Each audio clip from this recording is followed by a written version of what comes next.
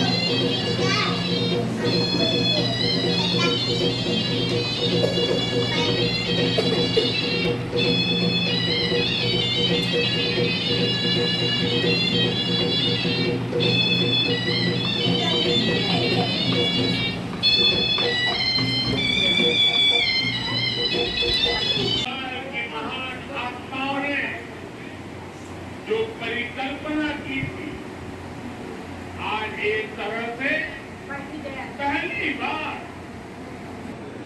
साथियों बंगाल का दशकों का पहले लेन और फिर टीएमसी ने जो गट्टे